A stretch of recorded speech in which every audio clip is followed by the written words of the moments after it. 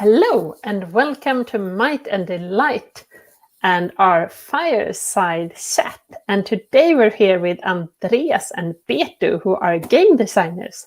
Hello and very welcome. Thank you. I'm Anna and do press and PR and stuff like this. And today you're almost by a fire. Before we jump into what you do, are you in a, where are you in this awesome room? Could you tell me about it? We're here at where we call the blue room, as you can see. The blue room, and there's the fireplace there, even though it's turned off. We don't really know how to turn it on, actually. Yeah.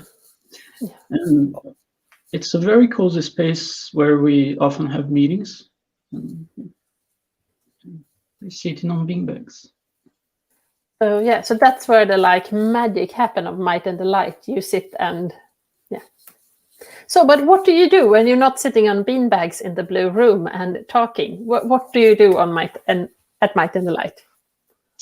Yeah, so I'm Andreas. I'm a game designer. And my specific work I do is scripting the events, which is what we call everything in the game that is an NPC, an object that you can interact with, and NPCs that you can interact with, animals in the scenes, etc. That's what we call events, and those I work with, and together with Dennis, that you might have met in the earlier fireside chat. Yeah, and I'm mostly focused on balancing, so taking care of the items, setting up the merchants, and the progression loop of gathering and selling things, progressing your characters.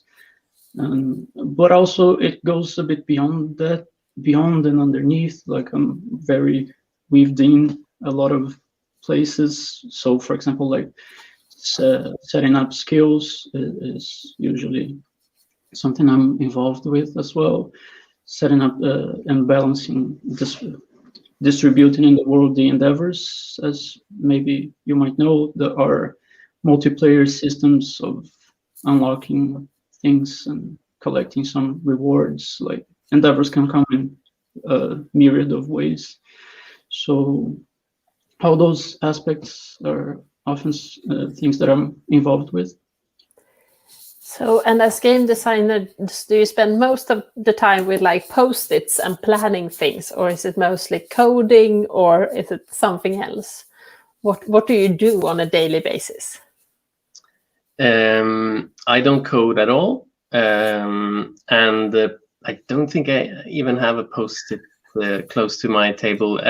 We recently brought up the black screen, or whatever it's called, that we're going to start to use. So yeah, no, but I work with an in-house editor for the events within Unity, the editor that we use. And it's about referencing a lot of stuff with pointers and writing IDs here and there, and setting it, making NPCs say what they should, making them behave also how they should. So I work a little bit with behavior trees, where you set up trees with nodes that decide what an NPC do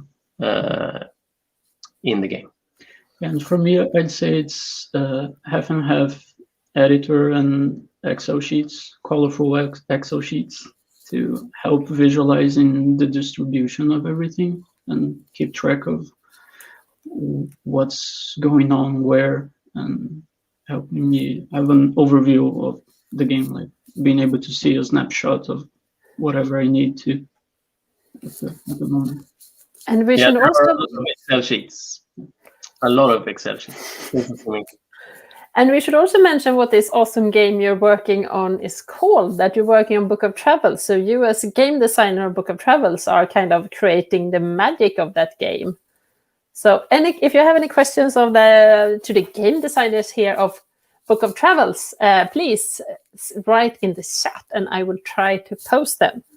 But then we're going to move on a bit, since you were working with Andreas with event and Beto with items. Then do you have a favorite or something particularly interesting item or event that you have like designed that you're like, when the player's going to find this, they're going to be happy? I have an interesting case that of an item I created that's a sword called Sword Forged by an Expert. And it was funny because Jacob and Dennis, they were talking about this item has such a weird name, what it means, like why is it named like that? And then turns out that I created it with the intention of being a forge, like a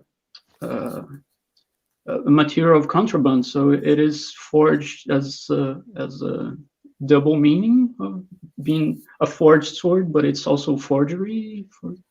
It is a fake sword, a fake product. So that was one I found very funny. And also I added the cheese buns from Brazil as an edible in the game. That's pretty cool. There's a lot of interesting delicacies in the game. So yeah, I have a lot of fun with that. Does this mean that you have been like Googling weird recipes from all over the world and put in the game? Yes.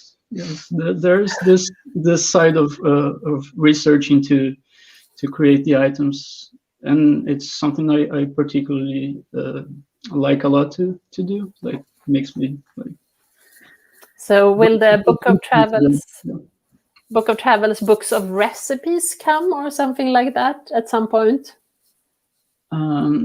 We are very inspired by the cooking system from Breath of the Wild, from Zelda, but it's not fully implemented yet. That's something we've been still on the development phase of it. So we can expect that it's going to be something towards that route once it's fully implemented. So we want to keep it simple and intuitive and something that the players could learn by doing, and also sometimes finding out a very specific recipe. So it's going to be fun. So I hope that answered, Twig, your question here. How does recipe crafting system work in its current state? Or did you want to add something, Beto, to this question? No. Okay. Good. So not implemented, but it's going that way. Not implemented yet for the early access that we're looking at this summer, but maybe eventually. Yep. I'm in marketing. I'm very good at unspecific times. That's my thing. Okay, then we should head over to Andreas. And if you had like a favorite NPC or NPC interaction or something particularly interesting. There are so many. I can give you some time to think and ask you a question about seasons. Will there be adapting over various seasons instead? So while you kind of think about this. Seasons. Like spring, summer, winter, fall, those type. What do we know about that, Beto? Do we know any specifics around that? I would say that we don't have specifics, but we have the will to pair thematic updates. Exactly. I mean, we have many intricate tools to change stuff like seasons if we would like to, but there's no like a living, breathing system like that controls it. So it's up to us really, in case we want to do it. Yep. Yeah, for now we're keeping weekly cycles. Yeah. Of days. Yeah, exactly. We are synced with the Gregorian calendar as such. So the weekdays are there, and the time is 24-hour rhythm, and night and days. Of course. Moon phases. Oh. Yeah, and moon phases. Very mystical. Cool. So there will happen like things, and will you like play God and be like, now it's winter? No. But that's a possibility for sure. Yeah. Yes. I mean, that many times I think as game designers, you feel like indeed, like what you just said, like you're playing a god. And you're like, now my players will suffer. Yeah. But then a question, like when you enter into Book of Travels, you enter into this beautiful hand-painted world, and like what can you like what will you experience? What can you expect to do? I understand you can drink a lot of tea and you can eat what is it, Brazilian cheesecakes, cheese things. But like what will you like experience be like? Could you talk a bit about that? This is always a tough question because since one of the main foundations of the game is the not holding of hand to the player, we leave it very open. So it's a bit hard to say you will do that, this or that, because when it comes down so much to the player's interpretation and role playing, it ends up being so open-ended. Because, for example, some people they when they play, they feel like chasing combat all the time, but other players might just avoid combat altogether all the time, like ever. So yeah, and I understand as a more like general feeling is the aesthetic of being in a calm and whimsical world, but this calm also comes with a contrast of existing the dangers in the world. Yeah. So yeah, I mean the threat is there all the time, and for those who want to seek that path, they can. Yeah. There is this gentleness aspect of the game is often going to invite you to take a break and like rest and have a tea, as you mentioned. So we have this dimension of so it's with the players. Yeah, so it's like you're inviting the players to Narnia, or like Book of Travels in this case, and it's like you can spend your time drinking tea in the city. You can go on roads. Yeah. Oh, and here is someone who wants to experience. Joseph wants to and run into the wilds all day long. Yeah. Yeah, so, that's fantastic. Or you can become a cat and follow random people. Oh, that's right. But you can become animals. Run away when they notice you. I will take you. I want to talk about this becoming animals. So if you're, how can you become that? Can you just become that? And what type of animals can you be? And how does the animal thing? I want to be an animal. Yes, that's one of my favorite things from the game as well. They are skills. They're called part of the animals that they are. And we currently, for early access, have 4 animal forms, I guess. I think you can turn into a deer, a goat, a dog, and a cat.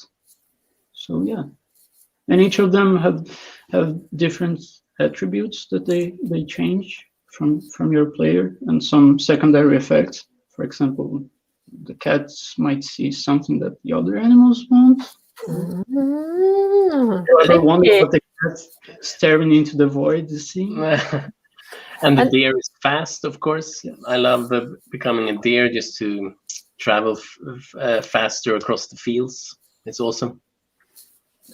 And we had a question from Joe here about if you can have multiple travelers. I'm thinking like me as a crazy role player, I would also like to choose. I saw that you could choose the characteristic of being self-destructive. I'm like, I love to play that. But then you may be wanting a happy character.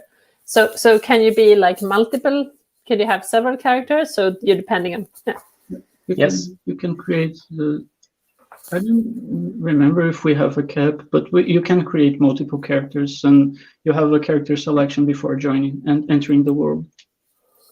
And I think that's actually a big part of it, because as you said, you might want to role play differently with each character, and we will have the possibility to easily swap between them. And then there's also the aspect of having permadeath in the game. So if you really die forever, you become a ghost, and you can still play as a ghost, but then it's a more limited form of playing, but can be super fun anyways. And then you can create a new character and go from there.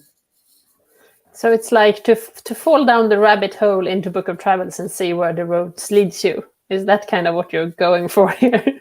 Yeah, and I think a big part also of not having a certain goal is also the feeling of not necessarily having this stress that many games today automatically comes with, that you need. Oh, I need to do that. Oh, I need that. I think we also, well, obviously we have chosen to not go down that path. I think with our game.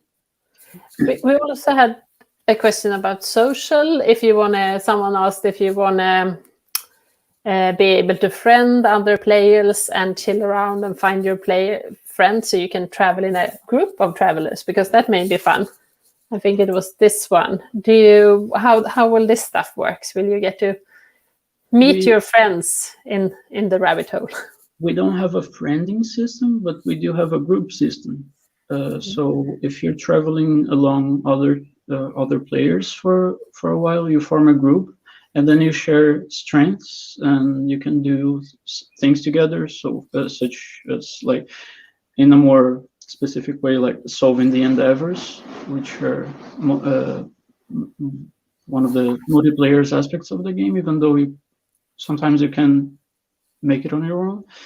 And just travel together. And then just travel together and have fun. Within the group system, you can choose to travel together. It's very interesting that and natural. It happens very organically that when you're with other players, your focus ends up shifting a little bit. So you end up thinking as a group rather than how you would as an individual playing by yourself. So this is a very interesting effect that playing as a group has. Yeah.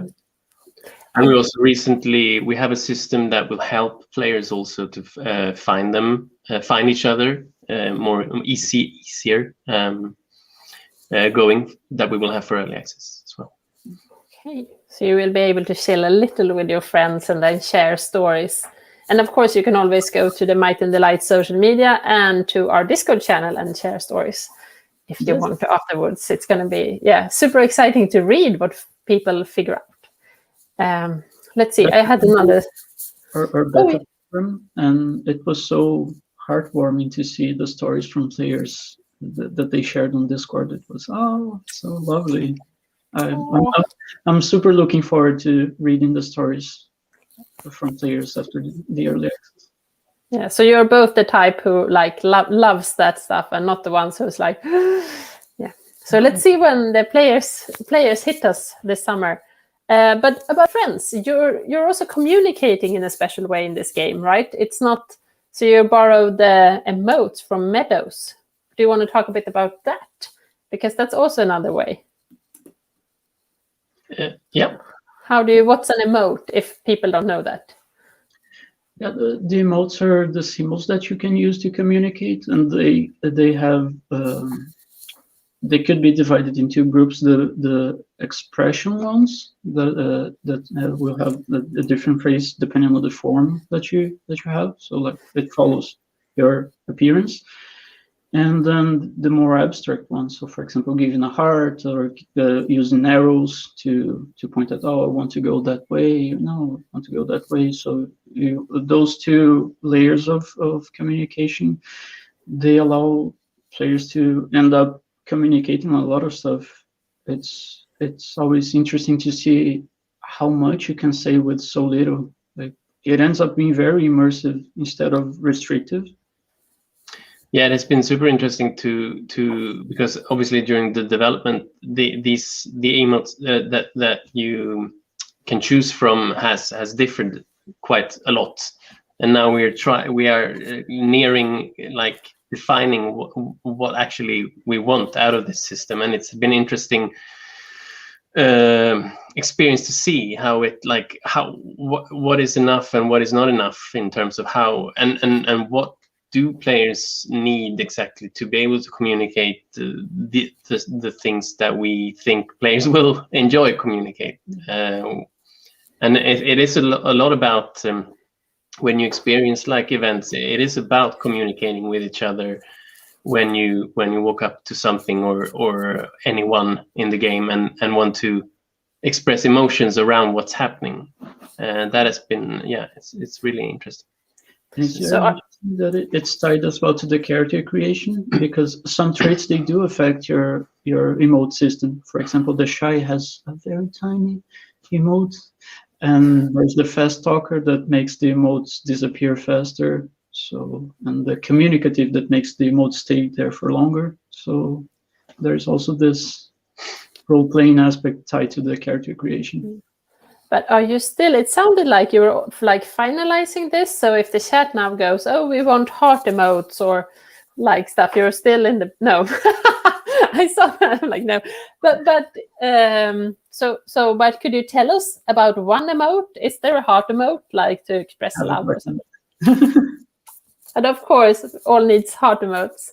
Yes. Okay, I'm gonna try to look at some question here. Yeah, there was someone who, like, what do you do at night?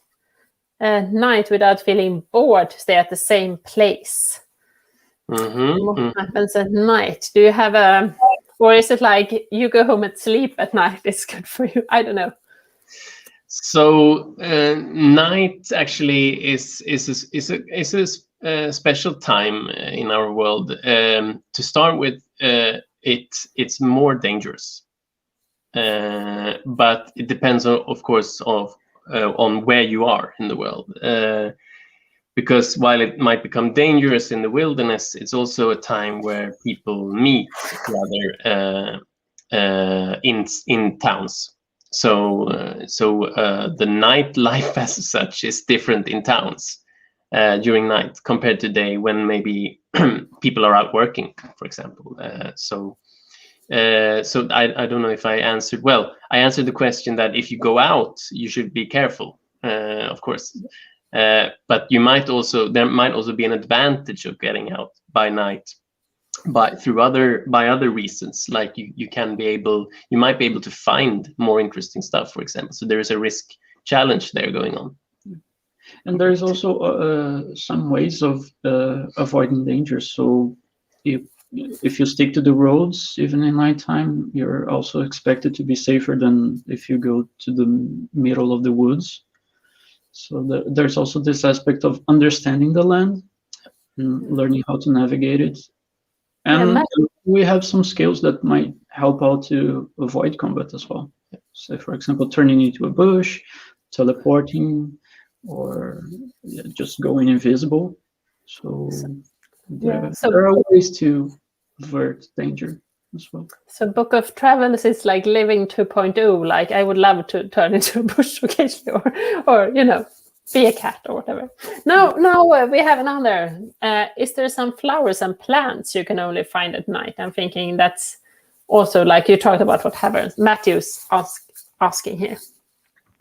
When you say flowers and plants, I immediately think of regions, and right now we don't have daytime related spawning of regions, so it doesn't care about daytime. Do people know what regions are, by the way? Do we want to? Maybe, yes. That's a good point, because regions are the resources used to cast nuts and make teas.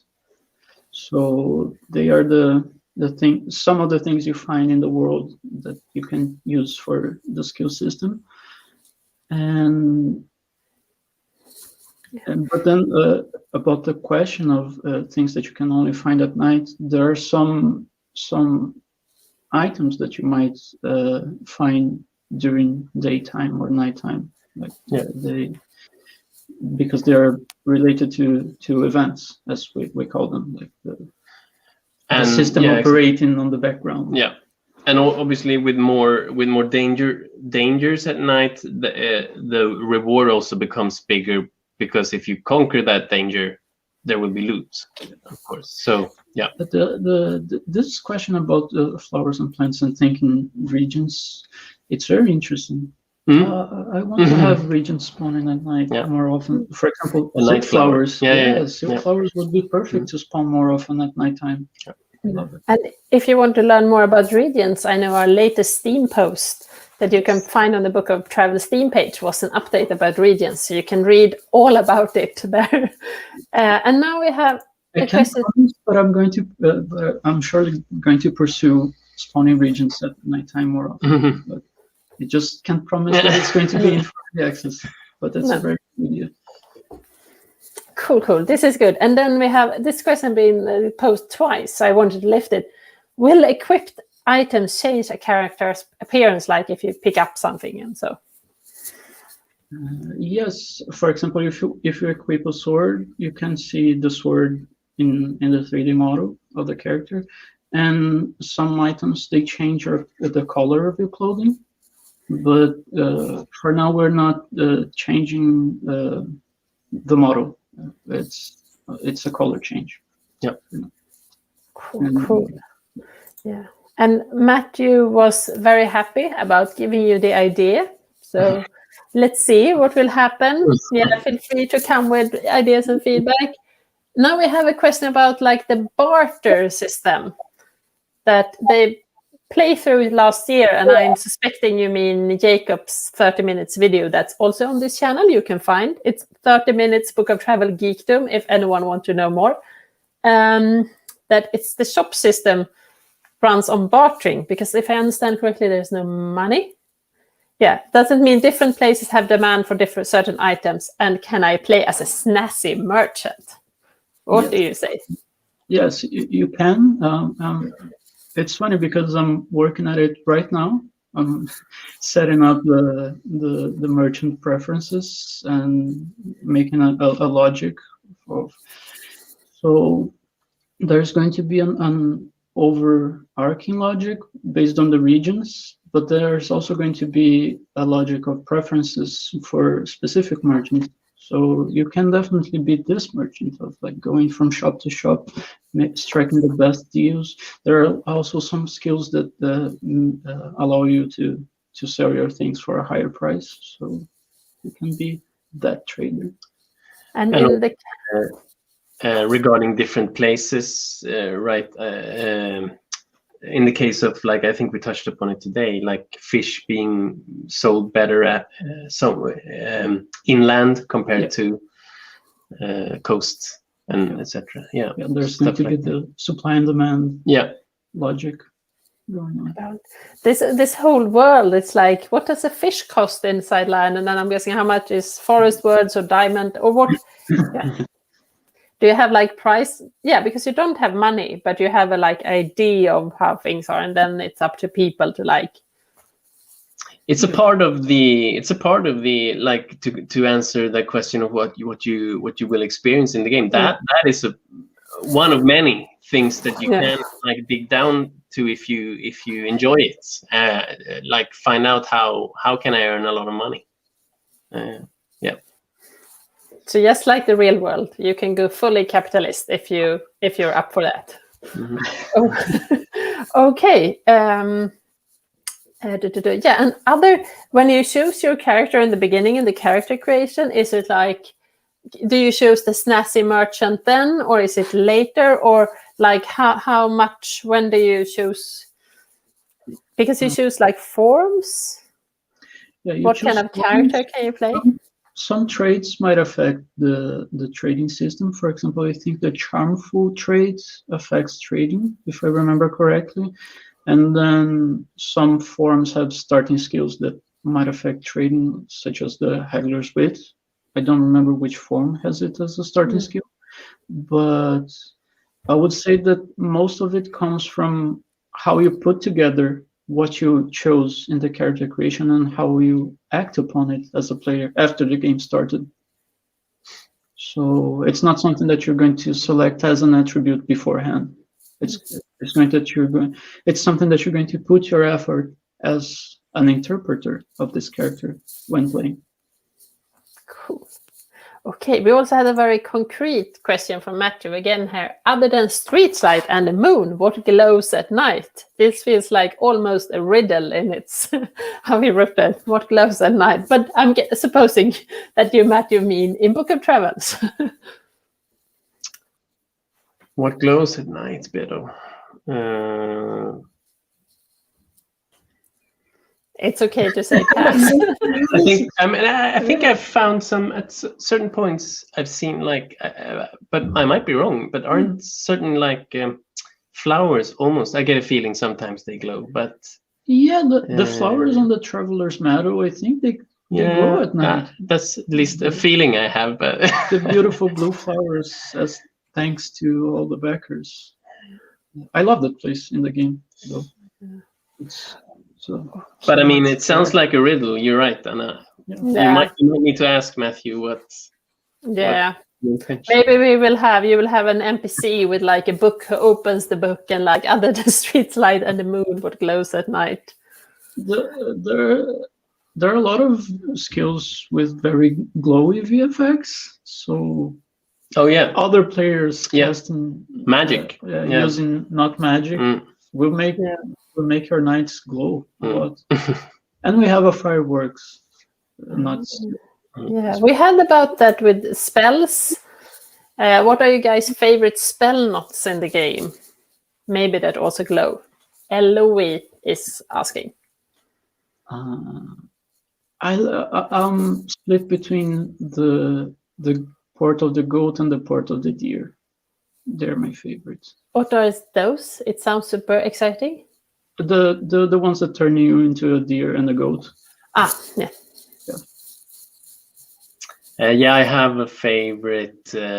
Without, I don't want to spoil too much, but it's an awesome thing that you can, where an animal, I say an animal, just suddenly hovers above you in the air. I always feel very. I enjoy that one a lot. Cool. So without any spoilers, it's just a little tease here of hovering animals. Okay, and how, like, the game is going to be out early access this summer. How excited are you about this? And how long have you been working on this game now? I'm super excited about it. I've been working at it with it for, I think it's 1 year and 2 months. Yeah. I joined March last year. So yeah, I'm a baby here. Yeah. And I started summer 2019, I believe. Yeah. So I mean, in terms of how long the game has been alive, Beto and I joined at the later part. But we are very excited, of course. Yeah. And it's gonna be cool. Yeah, we're getting that feeling of things are coming together nicely, and there's still like a lot of work ahead, but it's been exciting. Yeah, I had another question here. Dogubi is wondering if there are maximum amount of spells or skill that a character can learn. Learn as in having in your skill book. We don't. The limit is like all the ones we have, but the ones you can memorize, so to say, they're limited to the knowledge points you have, which are correspondent to your level of your character.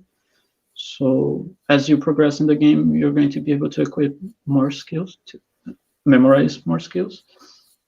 And they have different costs as well, depending on how powerful they are. So yeah, there's this dynamic limit.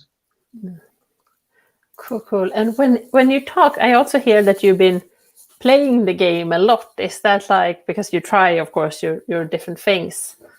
Is that something you do is like weekly, or you go in every day and have a little walk and check out? Or like, how does your work life look like? How much playing a Book of Travel is it?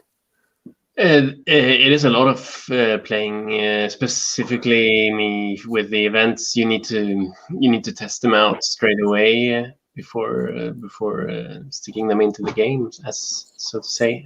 So yeah, I don't know. My guess is that I've been playing the game most of us, I think, in the studio. Yeah. If we would count the hours. But you as well. Yeah, I always played a lot, because when we're implementing things, as game designers, we need to test and see if they're playing out according to what we wanted to, and then, for example, for me, playing also includes like, how many items and regions I can collect on the first hour of play. So periodically I'm testing that as well. But we also have internal play tests with the studio that we do every end of sprint, of our sprint. So we play together for some time with everyone. And then it's more interesting because then we have more people to play together, and then it's very cool to see how the dynamic shifts from when we're just testing by ourselves. And is there like a recommendation? I'm thinking like a travel guide. You're like, yeah, you should definitely visit this tea house in this city, or like at Casa, you should go on the main street, or make sure not to forget this cool foresty place or whatever. Well, I mean, when it comes to guides, I guess the whole thing is to not have one. To be honest, I think that's what the mystery and exploring the landscape is all about. But I'm sure that that our players will wrap together a lot of guides in the future. So then you will read. Yeah.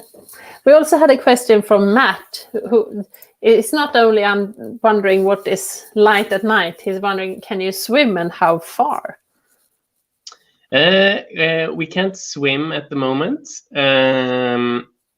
The reason for that is that the amount of water we have right now is where you can walk. I mean, is you wade through, right? Wade.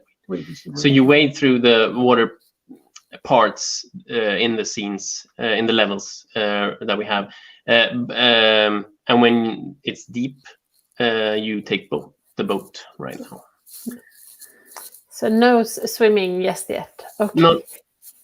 But with that, I'm thinking we should end this this little fireside, or this non-burning fireside. I'm going to let you have some last words. I'm just going to do the advertising bit, like follow us on social media below, or you can follow this channel. We try to do an update like once a month when I get the privilege of speaking with someone who does something with this game and figure out a little bit more, and then you can ask questions. And we thank you all for coming and watching us today. And with that, Andreas and Beto, do you want to say some last words? The last words. I remember a favorite event. Do I have time? Oh yeah, that's perfect ending. We're tying it together very nicely. It reminded me. We've had we don't know if it's gonna get into the game the way we encountered it one day, but several days. There has been one event that we've encountered many days the last month, which kept on saying a funny line. What was it again? Have you heard? Have you heard? A scholar is passing by. A scholar is passing by. This might be only fun for us because we encountered it every day, and we wondered what was with this event, and then we found out that it was a bug behind it. But I mean, you never know. We can make a fun event out of bugs. That happens quite often, to be honest. So those spontaneous events are the most fun. Yeah. So any bugs people see in the end game, or the early access, could be like, bug or event, but yeah. Yep. I'm just gonna show them. That's the creative director who is watching us, Jacob, who was making the game. Who is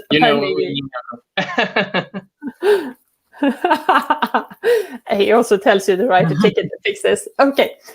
So no more. The boss will tell us. Yeah. Write a ticket to actually implement it, not being a bug, but being a proper. Yeah. We'll make it happen. We'll make it happen. Yeah. So yes. But thank you very much. Thanks. Bye bye. Thanks you everyone for watching, and bye bye. Bye bye. Bye.